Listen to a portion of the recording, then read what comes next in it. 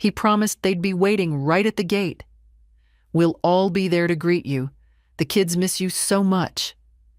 But when I walked out into arrivals, dragging my little red suitcase behind me, there was no one, no waving hands, no familiar voices, just the noise of other people's families.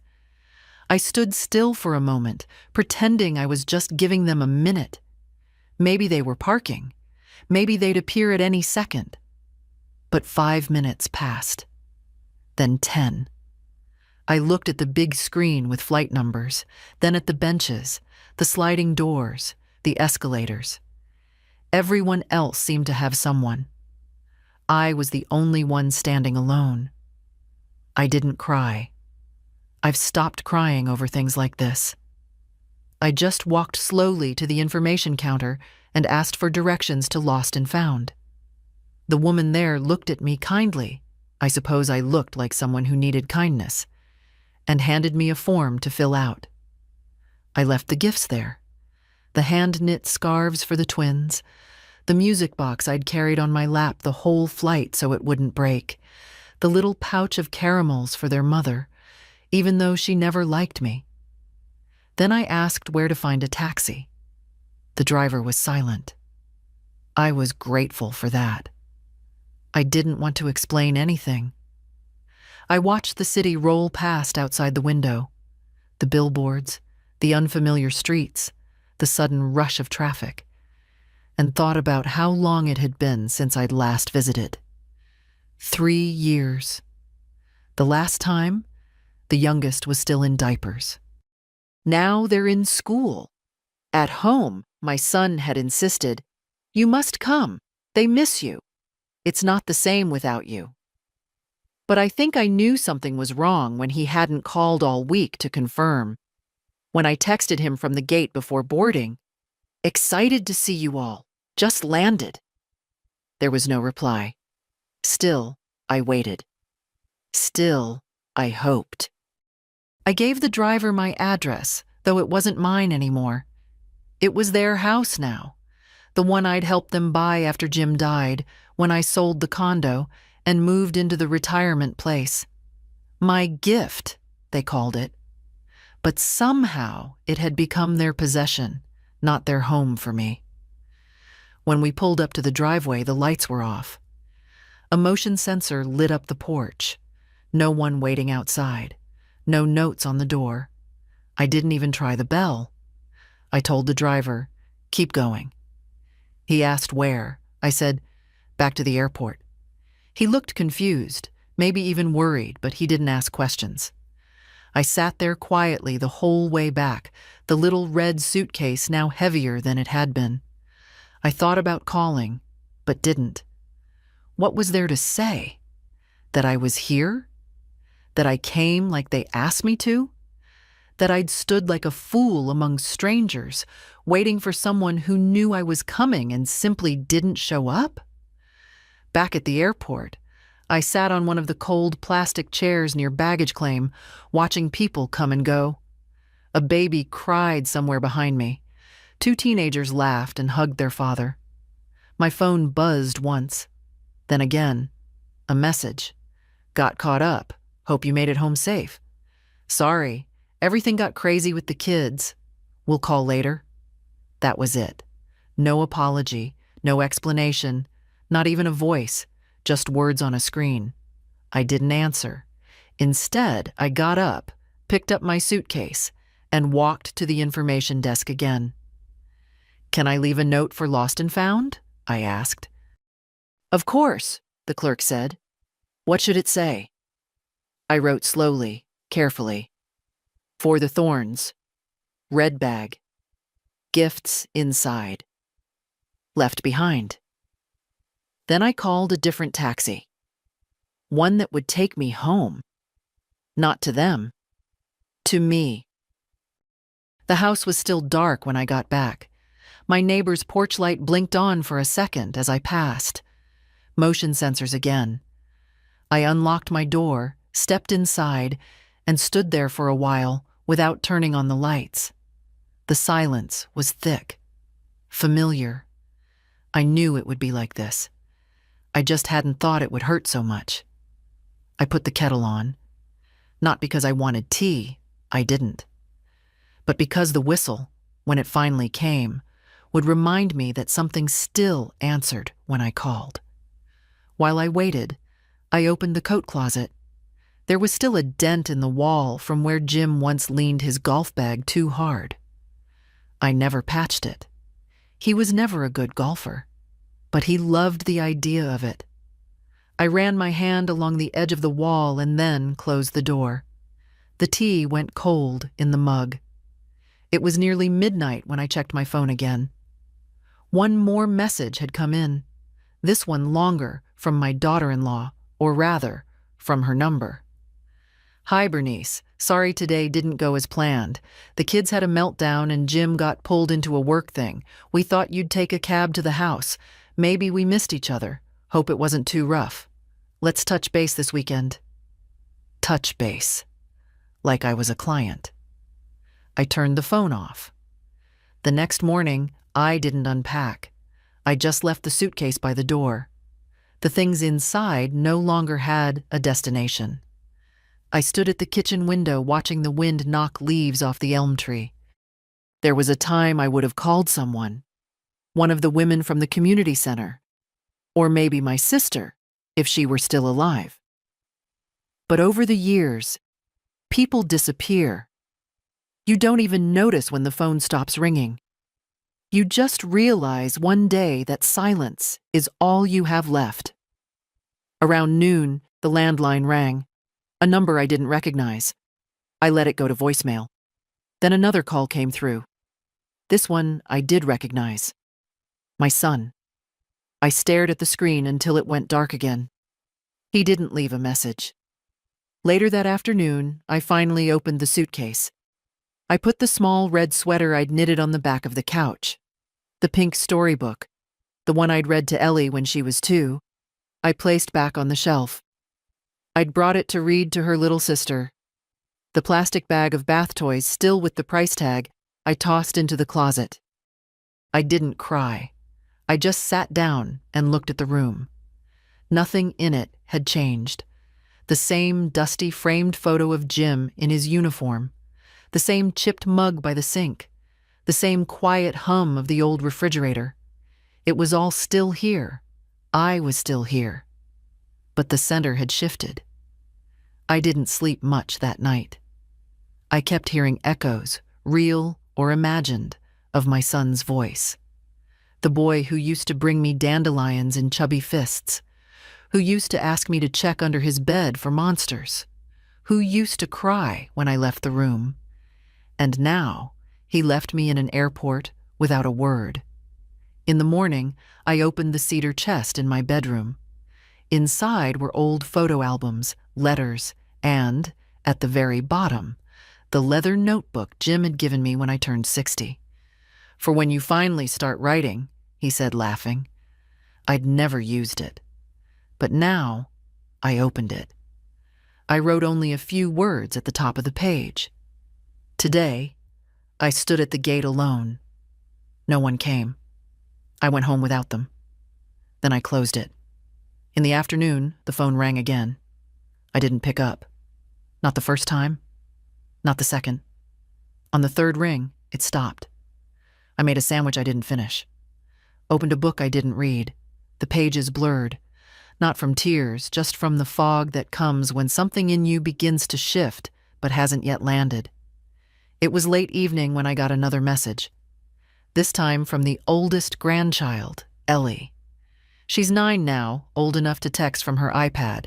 The message was short. "Grandma, Mommy said you are mad. Paul's come back. I miss you." I stared at it for a long time. Then I typed, "I miss you too, darling." I didn't send it. I just let the screen dim slowly in my hand. Not yet. The next morning, I didn't open the blinds. There was no reason to, really. Light wouldn't change anything. The house would still be empty. The suitcase still by the door. The kettle still cold.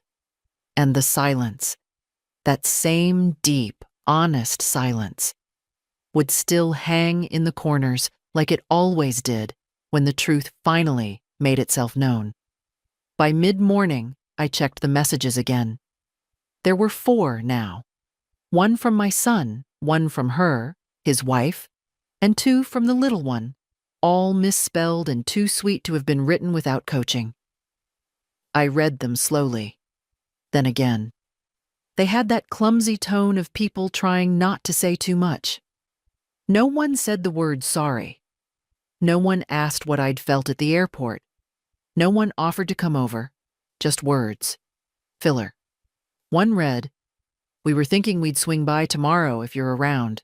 Thought maybe dinner?" Swing by, like I was a gas station. I didn't answer. Instead, I went out. First time in days. The air was colder than I'd expected, sharp at the edges, like it had been waiting for me to come outside so it could remind me I was still alive.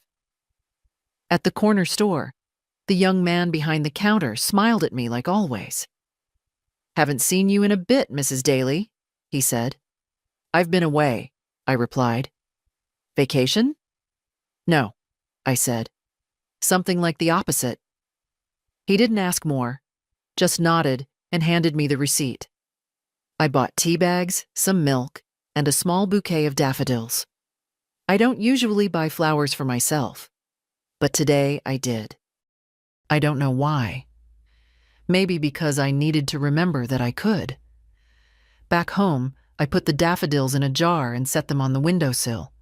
They didn't brighten the room, but they did change it. Just a little. I made the tea and sat down with the leather notebook again. This time, I wrote more. He used to hold my hand when we crossed the street. Now he won't meet my eyes.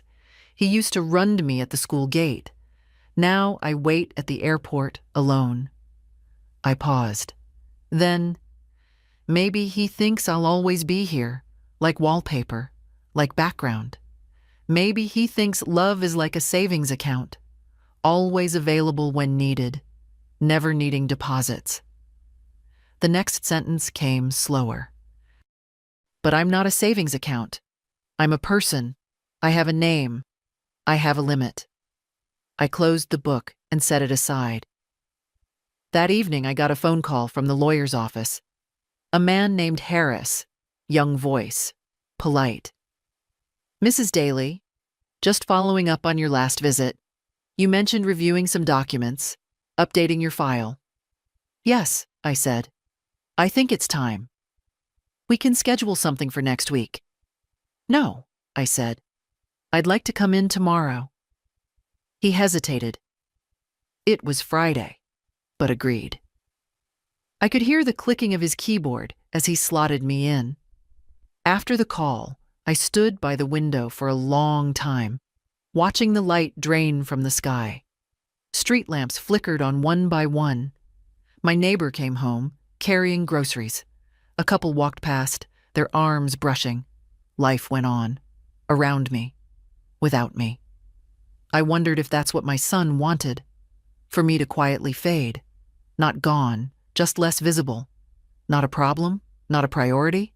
Something vague to be managed. But I've never been vague. I've never lived softly. And I'm not going to start now. The phone buzzed again late at night. Another message from her. Long. Too long. It started with, "Look, I know things didn't go the way we wanted, but," and ended with a request. Always a request. "We were hoping you could help with Ellie's school registration. It's complicated and Jim's slammed at work, and I'm juggling the twins. Just need a signature, really. Quick thing, let me know." Let me know, as if there had been no airport. As if there had been no silence. As if nothing had happened at all. I stared at the screen. Then I got up, walked to the front door, opened it, and stepped out into the cold night air. I didn't go far, just to the sidewalk. But I stood there for a long time, staring up at the stars, not wishing, just remembering who I was. The lawyer's office smelled like old carpet and eucalyptus. I sat in the leather chair across from his desk, my coat still on. It wasn't cold inside, but I wasn't staying long. Mr. Harris, early 30s, sharp part in his hair, the kind of man who called you ma'am but never looked quite sure how old you were supposed to be. Clicked through something on his screen. "So," he said, "you wanted to review your current file, particularly the beneficiaries?" "Yes," I said, "and make changes." He blinked once, then nodded. "Of course. Just to clarify, this is for your primary will, yes?" I nodded. He turned the monitor slightly so I could see. "As of now, your son is listed as sole beneficiary, with a secondary clause directing funds to the grandchildren should he predecease you. You also have a durable power of attorney document in his name, effective immediately." "I'd like to revoke that," I said. He looked up. "I want full control reinstated immediately. No shared access, no co-signature rights." "I see," he said quietly, tapping a few keys. "And the beneficiary?" I didn't answer right away. The words had weight, but I'd already carried them all the way here. "I'd like to remove him." "All right. And I'd like to name a different primary. My granddaughter, Eleanor Daly." "She's 9. Is that a problem?" "No," he said, already typing. "We'll just structure it as a living trust in her name. You'd retain control until your death, or unless otherwise directed. We can also add a clause for education and housing expenses should you wish the funds to be used that way before she turns 18. I nodded. That sounds good.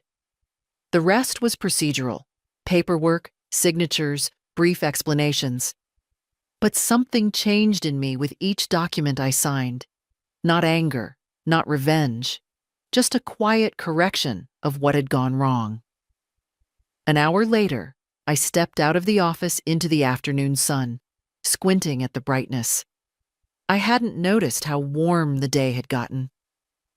I stopped at a bakery on the way home, bought a small loaf of sourdough and a tiny chocolate tart. The girl behind the counter smiled and said, "Treating someone special?" "Yes," I said. "Myself?" She grinned. "Good. About time." At home, I opened all the windows. The air smelled like something new, like fresh paint, like pages being turned. I didn't check my phone until evening. There were more messages, from both of them now. My son's tone had changed, less casual, more clipped. "Mom, we need to talk. There's been some confusion. Please answer." Confusion. That word again. As if I'd misunderstood. As if I'd imagined the silence, the empty gate, the casual way they'd erased me from the story. I put the phone on the counter and left it there. Instead, I made soup. Cut thick slices of the bread. Lit a candle on the table. Not for romance, not for memory, just for warmth. Then I sat with the leather notebook again. He says it was confusion, that I misunderstood, but grief is rarely mistaken. It knows its name. I wrote until my hand ached. Then I closed the book and sat with my tea, watching the candle burn low. Later, as I washed the dishes, I thought about all the things I'd paid for over the years. The down payment on their house, the twins' daycare fees, the dental work, the last-minute vacations I was asked to help fund just this once. Always, just this once. I didn't mind the money. Not really. What I minded was how invisible it had made me, as if generosity made you disposable, as if giving and vanishing were the same. The phone buzzed again, this time a call. I let it ring out. Then another. Finally, a voicemail. I didn't listen to it. I walked into the living room, turned off the lights, and stood there a long while, letting the silence settle again. This wasn't vengeance. This was the beginning of something else. something I hadn't felt in a long, long time. Choice. Saturday came with rain, not the gentle kind, but the steady gray curtain that blurs the world outside your window and makes everything seem further away. I let it fall. I didn't close the blinds. I just watched it. The way it moved down the glass like it was in no hurry. The messages had stopped by morning. That, somehow, felt worse than when they were still coming. Silence meant they'd shifted tactics. Maybe giving me space, maybe assuming I'd come around, maybe just waiting to see if the money stopped too. They didn't know it already had. The lawyer had promised a confirmation letter by Monday. The trust account for Ellie would be formalized. Everything else, the documents they never thought I'd touch, were already in motion. It was all happening. Quietly, efficiently, without discussion. Around noon, I went to the closet. I hadn't worn that sweater in over a year, the dark green one with the heavy buttons. Jim used to say I looked like a schoolteacher from the old movies when I wore it. The stern kind, he'd say, but the kind you secretly root for. I liked that. I put it on, tied my scarf, and went to the community center. I hadn't been there in months, maybe longer. The receptionist recognized me right away. "Mrs. Daly," she said, "we've missed you." "I've missed me too," I said, and surprised myself with it. I signed up for 2 classes, memoir writing and water aerobics. The first was familiar, the second, less so. I hadn't worn a bathing suit in decades, but that didn't matter. What mattered was doing something that didn't involve waiting for someone else's approval. When I got home, the phone was flashing. A missed call, then 2 more. 1 voicemail. I didn't check it. Instead, I sat down at the kitchen table and wrote a letter, on real paper, with a pen. "Dear Eleanor," it began. "You're probably too young to understand everything that's happening. That's all right. Some things aren't meant to be understood right away. But I want you to know something. I love you. Not because you're polite. Not because you remember to call. But because you see me." I paused. When people stop seeing someone, really seeing them, they start to make decisions on their behalf. They assume. They rearrange. They forget to ask what matters. I folded the letter and placed it in an envelope. I didn't seal it yet. Maybe I'd add more. That evening, as the rain finally stopped, I stepped out to the porch. The streetlights had come on early, pale yellow halos in the mist. I sat on the top step, listening to the soft hiss of tires on wet pavement. That's when I saw the car. His car. It pulled up slowly, uncertain, like it wasn't sure it was welcome. The engine idled for a moment, then shut off. My son stepped out. He didn't have an umbrella. His coat was thin. He stood there, hands in his pockets, staring up at me like he wasn't sure what came next. I didn't move. "Mom," he said, "can I come in?" I looked at him for a long time. Then I stood, walked inside, and left the door open behind me. He stepped in slowly, as if expecting something to jump out at him, like the hallway itself might scold him. I didn't speak, just walked to the kitchen and poured a second cup of tea. No sugar, no honey, just hot and quiet. He followed, stopping in the doorway like a guest in someone else's house, which, in a way, he was. "Thanks," he said, taking the cup without sitting. The clock ticked. The heater clicked on. The silence between us had a shape now, not empty, but dense. He cleared his throat. "Mom, I didn't know you were coming in that early. I thought maybe you'd land later. You promised to meet me at the gate." He flinched. "I know, It was chaotic.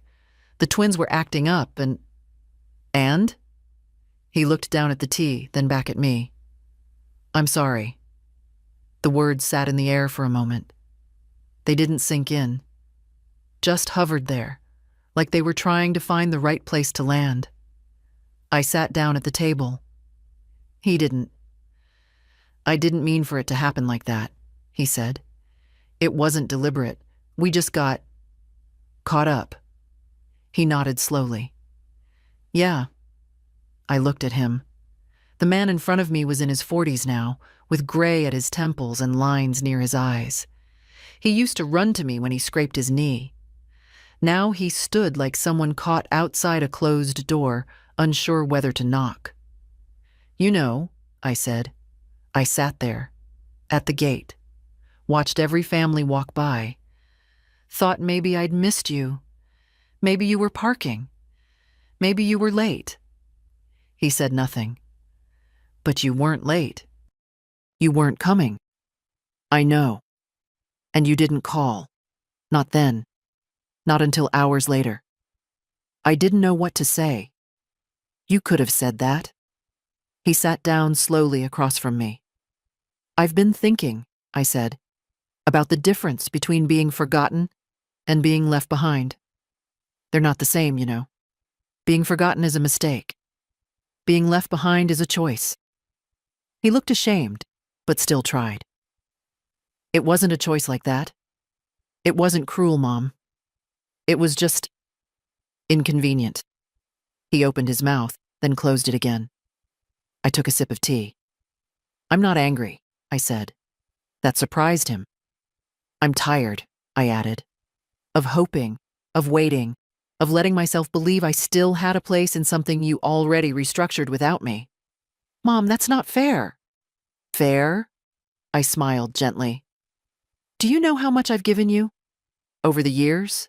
Not just money, time, patience, room to be whoever you needed to be. And I never asked for much. Just a place.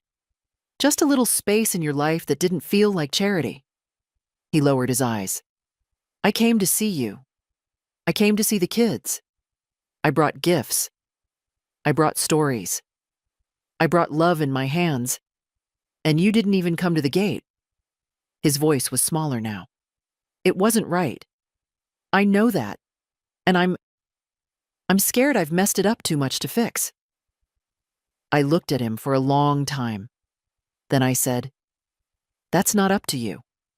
He raised his head. It's not about what you want to fix. It's about what I want to keep. I stood, walked to the counter, and picked up the envelope I'd left there. The letter to Ellie. He didn't ask what it was. I held it in my hand like a weight I'd decided not to carry anymore. Then I said, It's late. You should go. He stood, unsure, like a man waking from a dream he hadn't realized was a nightmare. I'll call, he said. You can try. And I closed the door behind him before the rain could follow him in. The next morning, the rain was gone. The sky was washed clean, like a sink finally rinsed after a long night's meal. The quiet was different today. Not hollow, not bitter. Just quiet. I made oatmeal and stirred in too much cinnamon, the way Ellie likes it. Then I sat down at the table and ate it slowly. It didn't taste the same, but that wasn't the point. My phone stayed silent all day. I didn't mind. I spent the afternoon going through the old trunk in the guest room. Inside were things I hadn't touched in years. Newspaper clippings, postcards from Jim's business trips, a red scarf I'd knitted when I was pregnant the first time. My hands remembered it before my eyes did. The loop of each stitch was familiar, like an old song coming back after decades. At the bottom of the trunk was a bundle of thank you cards, most unsigned, some from neighbors, one from Ellie, scrawled in pencil, backwards letters. Thank you for the books. You're my best friend, Grandma. That one I read twice.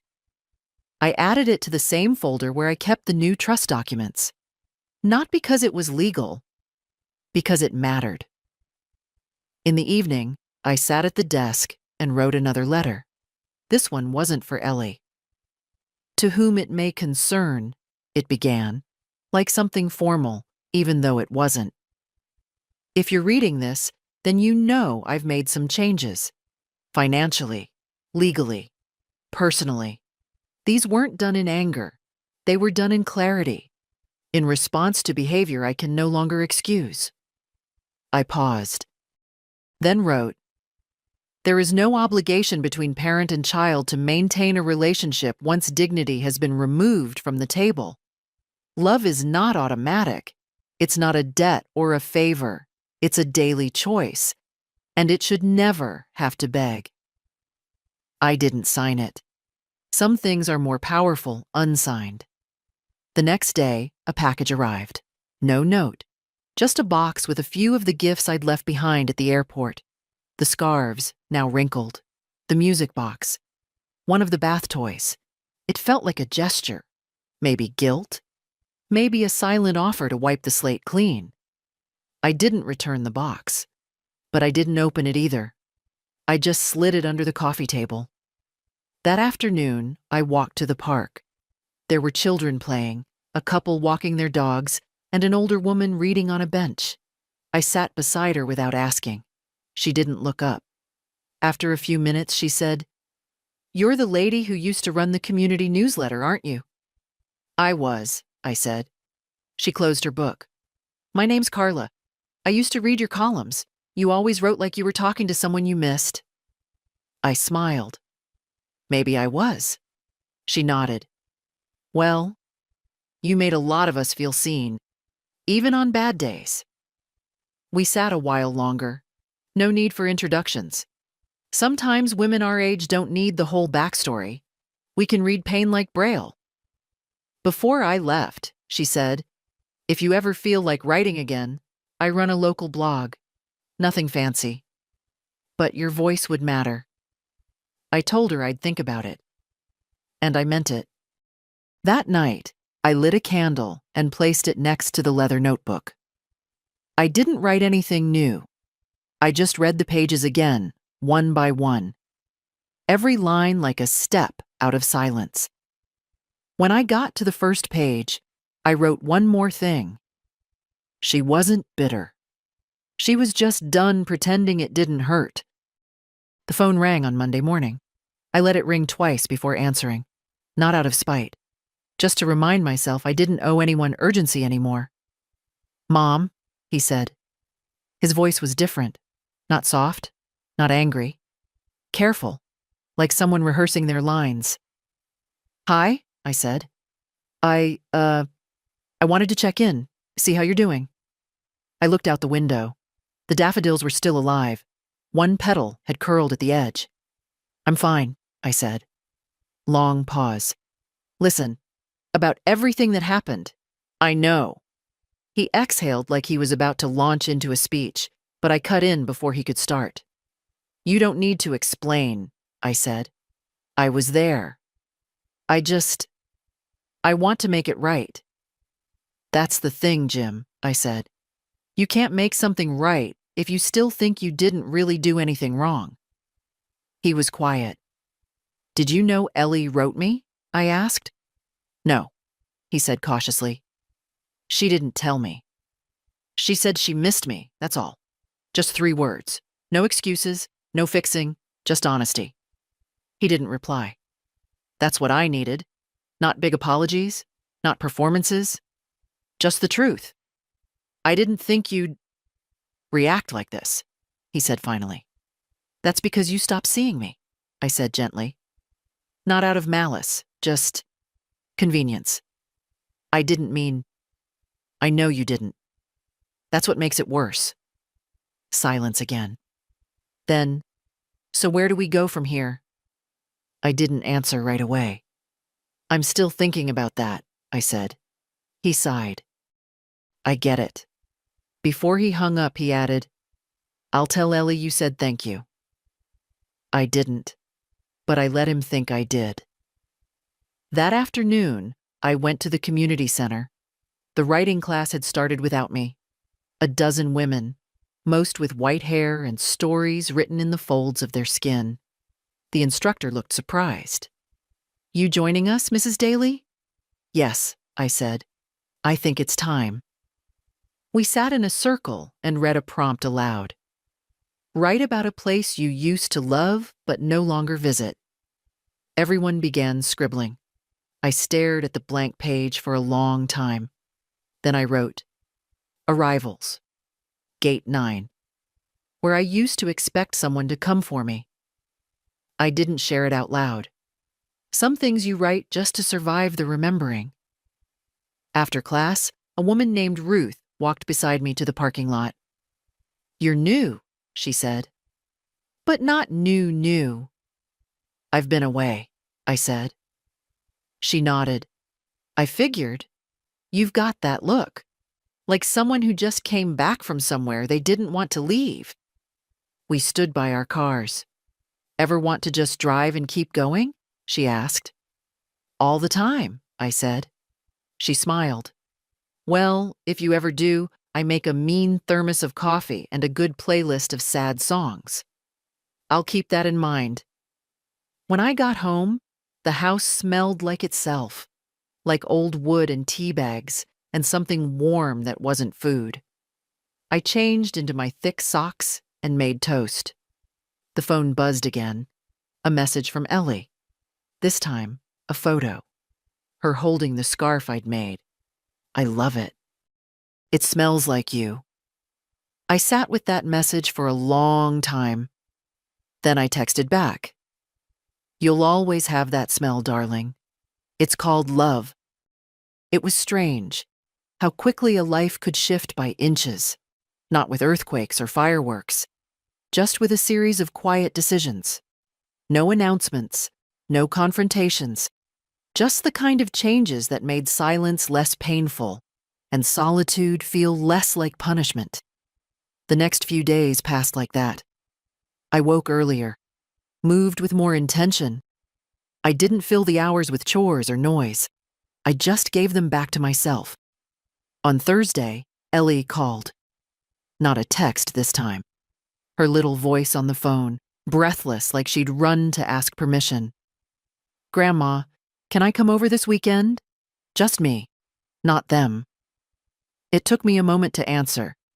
"Yes," I said. "I'd like that."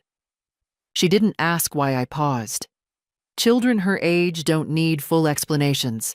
They feel the space where words used to be. She just said, "I miss your tea." "You'll have it," I said. "With extra lemon, like you like." When I hung up, I went to the cupboard and made a list. Not for shopping. For things she liked. Cinnamon toast. That green mug with the chip on the rim. The blanket with clouds on it. A storybook I hadn't read in years. I didn't make lists for her parents anymore. Friday came. No calls from Jim or her mother. I expected none. They were giving me time, I imagined. Or perhaps hoping I'd tire of my silence and return to my old role. Giver, fixer, available. But I wasn't available anymore. That afternoon, I swept the porch, watered the daffodils, and laid out the worn board game Ellie liked. The one with the missing die we always replaced with coins. I made the tea before she arrived, just to fill the house with the smell. When the knock came, it was soft. Ellie stood on the porch in a too-big coat and sparkly shoes, her backpack dragging on the ground. I opened the door. She looked up, unsure for a moment, then launched into me with the kind of hug only children can give, all heart and weight and forgiveness. "I told them I was going," she said, matter of fact. I didn't ask. I stroked her hair. "Good." Inside, she kicked off her shoes and walked straight to the kitchen. The green mug was waiting. She grinned. "I missed this," she said, taking a sip and wrinkling her nose. "Still too much lemon." "I remember," I said, pouring in more honey. We played the board game. Twice. She cheated the way kids cheat, obviously, clumsily, with glee. I let her win. Then I let her lose. Then we laughed. Later, sitting on the couch, her head in my lap, she asked, "Grandma, why don't they want you around?" I didn't answer right away. "It's not that they don't want me, Ellie," I said softly. "They just don't see me the way you do." She looked up. "How do I see you?" I smiled. "Like someone who still matters." She was quiet a moment, then said, "You're my favorite grown-up." I felt something loosen in my chest. "I love you too," I whispered. That night, she fell asleep on the couch under the cloud blanket. I didn't move her. Just sat there beside her in the dark, the only light from the street lamp outside, and listened to her breathe. For the first time in a long while, I didn't feel like I'd been left behind. I felt chosen. Morning came slowly, as if it knew we needed more time. Ellie was still asleep when I woke, one arm flung over her face, the blanket twisted around her legs. I didn't wake her. I just stood there for a moment, watching the rise and fall of her breath, remembering what it was like to have small children in the house. That soft chaos, that weight of being needed. I made breakfast quietly, toast, apples, and warm milk. When she shuffled into the kitchen, hair a mess and eyes half closed, she grinned. "You always have the good apples," she said, climbing onto the chair. "I picked them myself," I said. "From the grocery store?" she asked, smirking. I didn't answer. Just slid the plate toward her and watched her eat like a bird, one bite from everything, finishing nothing. After breakfast, we sat on the porch with the puzzle she'd brought, a cardboard castle, half the pieces already worn soft from too much love. "I brought it," she said proudly, "because I wanted to do it with you." We worked slowly, no rush. The sun was warm on our knees. She asked questions, the kind only children ask when they feel safe. "Did you have friends when you were my age?" "A few." "Did they forget you too?" The question wasn't meant to wound. It was just curiosity, unfiltered and real. "Some did," I said. "Some stayed." She nodded solemnly, placing a corner piece. "I'll stay." I didn't speak. I couldn't. I just placed the next piece and let her words land softly inside me. By midday, we were sitting with lemonade and slices of bread spread with strawberry jam. She licked hers carelessly, like it might run away if she didn't keep up. "When do I get to come live with you?" she asked suddenly. I laughed. "Live with me?" "Yeah, like full time." I reached over and wiped a bit of jam from her chin. "You belong with your parents, sweetheart." She frowned. "But they yell, and they're always busy, and Mommy doesn't smile like you do." I didn't say anything to that. Some things aren't mine to correct. Some truths come out sideways. Instead, I said, "You'll always have a place here. Anytime. That's a promise." "Can I have a key?" That made me laugh again. "You can have two." In the afternoon, her father called. I saw the name flash on my phone screen, but let it ring out. Then a message came through. "Is she with you?" I texted back. "She is. She's safe. We're finishing a puzzle. I'll bring her home before dinner." No reply. Ellie noticed. "Are they mad?" I shook my head. "They're just surprised." She thought about that. "You surprise people a lot?" "Not as much as I used to." "Well, you surprised me," she said. "How?" "You're stronger than I thought." That stayed with me. When it was time to leave, I helped her pack her puzzle, her socks, the crumpled notes she'd scribbled while pretending to journal like Grandma. At the front door, she paused. "Can I come again next weekend?" "Of course." Then she hugged me, not the leaping kind. This time it was different. Slower, firmer, like she meant to hold on a second longer than necessary. Like she knew something had changed, and I think it had. It was her mother who showed up at my door. Not with Ellie, not with an apology, not even with a smile, just herself. Polished as ever, blazer too crisp for a Saturday, holding a takeout cup of coffee she didn't offer to me. "Hi," she said. "Do you have a moment?" I stepped aside, not out of politeness, just so she wouldn't stand there looking like she had the upper hand. She walked in like someone walking into a conference room, glancing at surfaces, scanning for details. I noticed how she avoided looking at the toys still in the corner, the puzzle box on the shelf. "I didn't expect you," I said, not offering tea. She smiled tightly. "Yes, well, neither did I expect my daughter to sneak out of the house and lie about where she was going." "She didn't sneak," I said. "She asked. You just weren't listening." That landed. Her mouth twitched, not in anger, in recognition. "She's been quiet all week," she said. "Refuses to talk about the visit, just keeps saying she wants to come back. She's welcome anytime. That's not the point, isn't it?" She sat down on the edge of the couch, still holding the coffee like it was a shield. "Look, I'm not here to argue. I know things have escalated. Jim's trying to give you space. I suppose I'm trying to uncomplicate things." I raised an eyebrow. "You revoked everything," she said plainly. "The accounts, the power of attorney, the will." "So he told you." "We share everything," she said quickly, too quickly. "Financially, we're dependent," I said, calm, direct. She looked at me then. Finally, not as a mother-in-law, not as a benefactor, as a woman. And in that moment, I saw something flicker.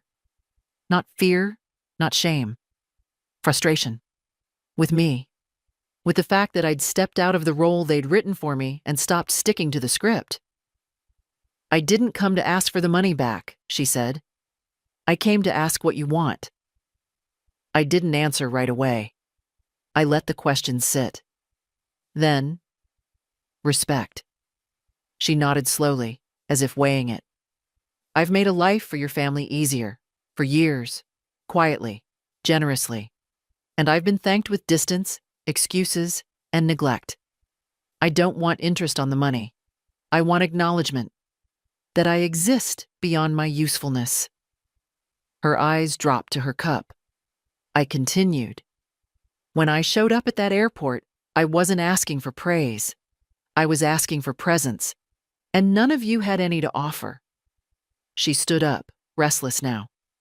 "You think we're awful. I think you're self-involved and careless with people you assume will always be there." She crossed her arms. "You've made your point. Clearly." I didn't soften. "It's not a point. It's a boundary." We stood in silence. Then she said, "Ellie sees you as a refuge. That's because I am." She didn't disagree. As she reached the door, she turned back. "Do you still love him? Jim?" My throat tightened, but my voice didn't waver. "Yes," I said. "But love is no longer the same as permission." She nodded. Just once. Then left. I didn't watch her go. Instead, I returned to the table, opened my notebook, and wrote, "They only knock when the door is locked. They only look when you stop waving. They only listen when the silence gets too loud to ignore." He didn't call first. He never did when he wanted control over the conversation. Just showed up, like old times. Like the years when he still had a key and the habit of letting himself in without knocking. But he didn't have a key anymore. So this time, he knocked. I opened the door slowly. He was standing there in a jacket too thin for the weather, holding nothing, carrying everything in his face. The lines deeper, the jaw tighter, the eyes darting, like they hadn't found what they were looking for in weeks. "Can we talk?" he asked. I stepped aside. Inside, he looked around like the house had changed. It hadn't. He just hadn't seen it clearly in years. "I know you don't want to hear anything else," he began, "but I need to say this." "Then say it." "I messed up." I sat down, but didn't offer him a seat. He took one anyway, carefully, like a man easing into cold water. "I didn't mean to push you away. I didn't plan it. It wasn't some decision. Life just filled up," I said, "and I got edited out." He exhaled. "Yes." For a moment, the room held its breath. Then he looked at me. Really looked. Not like a son asking for something, but like a man facing a mirror he didn't expect to see himself in. "I was selfish," he said, "and lazy. I took your love for granted. I thought you'd always be there." I nodded once. "That's the problem. You thought I was wallpaper. I don't know how to undo that." "You can't," I said. "You just stop doing it." He was quiet. "You don't get to vanish and come back expecting the same seat at the table. That seat's been moved." He rubbed his hands together. "You changed the will." "I did." "To Ellie." "Yes." He nodded. "Good." That surprised me. "She deserves it," he said. "She sees you. She values you in a way I forgot how to." I believed him, not because of how he said it, but because of what he didn't say next. There was no request, no question, just the hollow space of reckoning. "Would you have done it," I asked, "if it had been her mother's mother?" He looked down. "I don't know." That honesty was the first real thing he'd said in years. "I wasn't just hurt," I said. "I was humiliated." He nodded slowly. "I had a bag full of gifts, a heart full of expectation, and I stood there while strangers got hugs and kisses and we missed you so much, and I got nothing." "I know." "No," I said gently. "You don't. But I'm glad you're trying." We sat in silence. Not the kind that bruises, the kind that binds. "I miss you," he said. "I miss who you used to be," I replied. He blinked fast, but didn't argue. Before he left, he stood at the door and asked, "Can I try again? I don't mean reset everything. I mean, build something new, slowly, with whatever you're willing to give." I thought about that. Then I said, "We'll see." And that was the fairest thing I could offer. The thing about rebuilding is that it rarely begins with grand gestures. It starts with small things, quiet things. A phone call returned, a question asked sincerely, a story retold without editing the pain. It doesn't sound like forgiveness. It sounds like weather shifting, something you only notice when the light falls a little differently on the floor. After he left, days passed. Not in silence. Not anymore. He sent one message each evening. Nothing dramatic. Just a line or two. "Saw daffodils today. Thought of your windowsill." Or, "Ellie told me she beat you at the coin game. I suspect cheating." I didn't always reply. But I read them. Everyone. Ellie came again that weekend. This time her parents walked her to the porch together. They didn't come in, and I didn't invite them. But I saw it in their posture. They understood now that entry had to be earned. Ellie ran into my arms like we hadn't just seen each other 6 days ago.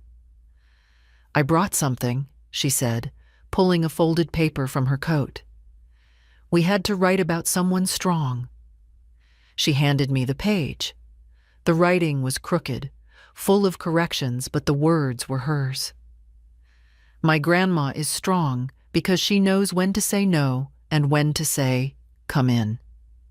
She knits and tells the truth and always makes you feel like your heart has a warm place to sit."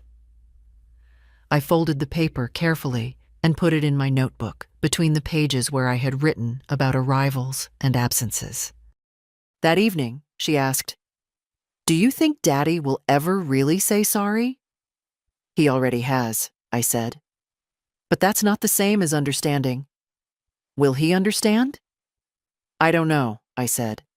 That's up to him, not me. She nodded, then pulled out the puzzle again. Sunday came, and she didn't want to leave. I could stay forever, she whispered as I buttoned her coat. I'd let you, I said. But you need to see if they've learned to listen yet. She kissed my cheek. Will you still be here next weekend? I'll always be here, I said. But one day you won't need me in the same way. I'll still want you, she said. That night, alone again, I reread her letter. And then, for the first time since Jim died, I wrote a new page in my journal that wasn't about loss. Today, I was remembered. Monday brought an envelope from the lawyer's office. Final confirmation. The trust was active, the documents settled, the changes recorded. I placed it in the same folder as the others, beneath the letter Ellie wrote, and above the one I'd written to no one in particular, the one about permission and boundaries. In the afternoon, I called Carla from the park bench, the one with the thermos and the sad songs. She sounded delighted. I was hoping you'd call. Do you still have that playlist? I asked. I do. Good, I said. I think I'm ready for a long drive. We met the next day at the edge of town. I brought sandwiches. She brought music and stories about her second husband, who was apparently nicer than the first, but worse at cooking. The highway stretched ahead of us like a ribbon waiting to be unraveled. I don't know where we're going, she said. Neither do I replied. And it felt right. We drove for hours, talked about our children, our regrets, our best recipes, the names we wished we'd given our daughters, laughed about the men who didn't deserve our best years, grew quiet when the mountains started. At one point, she turned down the music and said, Do you think it's too late to start again? I looked out the window. No, I said. But I think it's too late to stay silent. She nodded, and we didn't say much after that.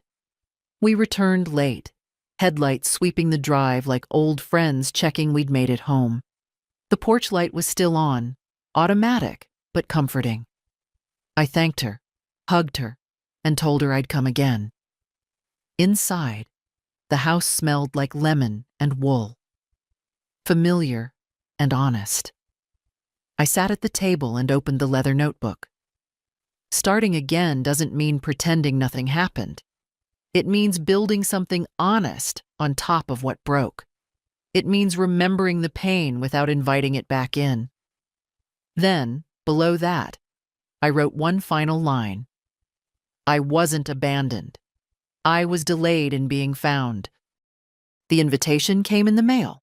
A real envelope. Handwritten. Not a text. Not a last-minute call. It was addressed to me. Full name, in Ellie's handwriting. Letters large and hopeful.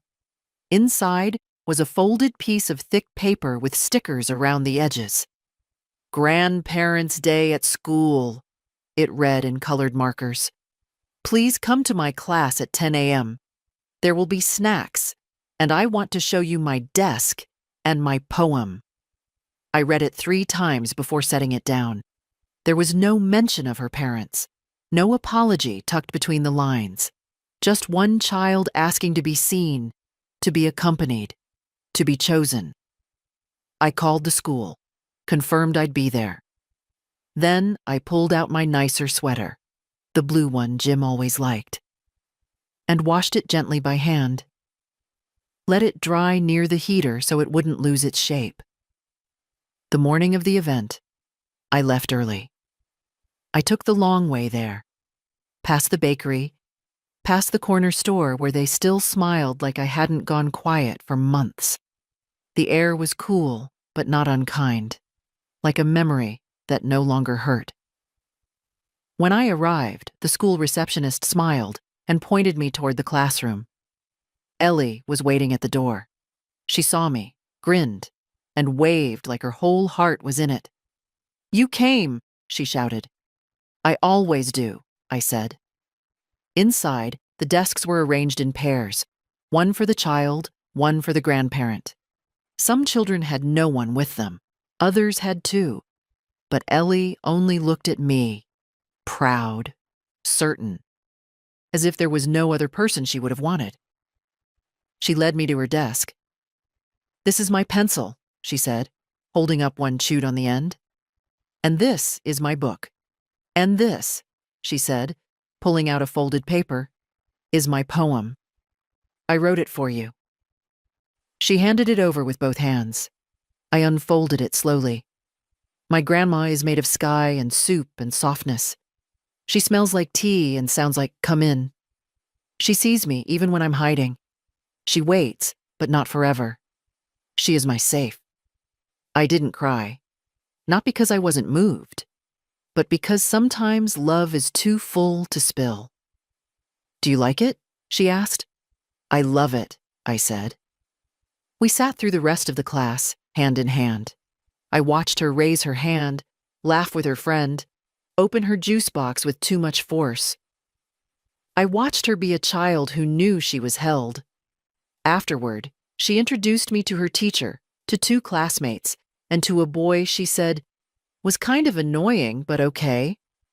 Then she hugged me tightly before being pulled away by the swirl of children and goodbyes. As I walked out, I saw them, her parents, standing by the car. They didn't wave. I didn't go over. But as I passed, Ellie ran back toward me, arms open. "Thank you," she whispered, "for coming, for always." I kissed her hair. It's where I belong. Back home, I folded her poem and placed it beside the trust papers, beside her first letter, beside everything I'd gathered in these months of remembering who I was. And that night, I made soup. Not because I was sad, but because it was time to feed something inside me that had been hungry too long. If this reminded you of something you felt, even once, then don't just scroll. Say it. To someone. To yourself. To the silence that's waited too long. We don't write these stories for sympathy. We write them so no one feels alone when the door stays closed and the suitcase stays by the wall, untouched. Because sometimes the story doesn't end with a reunion. Sometimes it ends with peace. It's been 4 weeks since Grandparents' Day. Ellie still calls every Thursday. No reminders, no prompts, just her, telling me about math tests and how she accidentally put glitter in her soup. Her voice doesn't carry guilt, just joy. And that's how I know we did something right. Jim's birthday passed quietly this year. I lit a candle, made his favorite potatoes, wore the sweater he once said made me look stubborn in a good way. Then I opened the journal and wrote, he would have understood, not the details, the decision. My son still writes now and then. His messages are humbler, no assumptions. He asks questions. He mentions things I once loved, small offerings, not as a plea, more like he's laying bricks for a road back, but letting me decide whether I'll walk it. I haven't answered yet. Maybe I will. Maybe I won't. That's the gift of becoming someone who knows her own value. I kept the trust in Ellie's name. I kept the house in mine. The lawyer called last week and asked if I wanted to add anyone else as secondary. I said no. Not now. Because this home, this body, this voice, they were claimed too often without consent. It's time they answered only to someone who remembers how it felt to be forgotten. Carla and I still drive sometimes. No destination. Just two women who know the map changes once you stop living for everyone else's arrival times. We don't talk about our kids much, We talk about soup recipes and plants that only bloom in August, and what it means to still feel beautiful when no one says it out loud. The daffodils on my windowsill finally wilted. I didn't replace them. I let them curl, brown, and lean toward the glass. They lived their cycle. That was enough. Sometimes, enough is everything. If you've ever waited at a gate that never opened, if you've ever picked up the phone and no one called back, if you've ever given everything and been thanked with silence, then hear me now. You're not invisible. You are not a background character in your own life. You were never meant to be quiet forever. So speak.